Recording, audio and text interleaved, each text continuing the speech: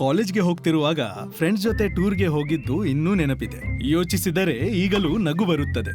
ಆ ಡಕೋಟಾ ಬಸ್ನಲ್ಲಿ ಎಲ್ಲರೂ ಒಟ್ಟಾಗಿ ಹೋಗ್ತಿದ್ವಿ. ಗಡಗಡ ಓಲಾಡುತ್ತಾ ಬಸ್ ಓಡ್ತಿತ್ತು. ಹಾಡು ಹಾಡುತ್ತಾ ಗಂಟೆಗಟ್ಟಲೆ ಪ್ರಯಾಣಿಸುತ್ತಿದ್ದೆವು. ಸಮಯ ಸರಿದದ್ದೇ ಗೊತ್ತಾಗುತ್ತಿರಲಿಲ್ಲ. ಒಂದೇ ರೂಮ್ನಲ್ಲಿ 6 ಜನ ಮಲಗ್ತಿದ್ವಿ. ಒಬ್ರು ಸೋಫಾದಲ್ಲಿ, ಒಬ್ರು ನೆಲದಲ್ಲಿ, ಒಬ್ರು ಬೆಡ್ನಲ್ಲಿ. ರೂಮ್ನಲ್ಲಿ ಗೀಸರ್ ಇತ್ತು, ವರ್ಕ್ ಆಗ್ತಿರ್ಲಿಲ್ಲ. ದಿನ ನಾವು ತಣ್ಣೀರು ಸ್ನಾನವೇ ಮಾಡ್ತಿದ್ವಿ. ಲಂಚ್ಗೆ ಶೆಜ್ವಾನ್ ದೋಸೆ, ಚೈನೀಸ್ ದೋಸೆ ಏನಾದ್ರೊಂದು ತಿನ್ನುತ್ತಿದ್ದೆವು. ಕಾಲ ಕಳೆದು ಹೋಯ್ತು, ಸಮಯ ಸರಿದು ಹೋಯ್ತು, ನಮ್ಮ ಬೇಡಿಕೆಗಳು ಬದಲಾಯಿತು.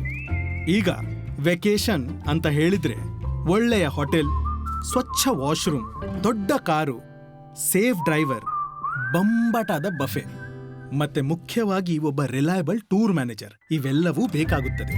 ಈ ಸೌಕರ್ಯಗಳು ನಮ್ಮ ವೈಫ್ಗೆ ಬೇಕು, ಮಕ್ಕಳಿಗೆ ಬೇಕು ಅಂತ ಸುಮ್ಮನೆ ಹೇಳೋದು. ಈ ಎಲ್ಲ ಅಶೋರೆನ್ಸ್ ನಮಗೇ ಬೇಕಿರೋದು. ಅಂದ್ರೆ ಈಗ ನಾವು ಕಾಲೇಜ್ನಲ್ಲಿ ಇಲ್ಲ ಅಲ್ವಾ?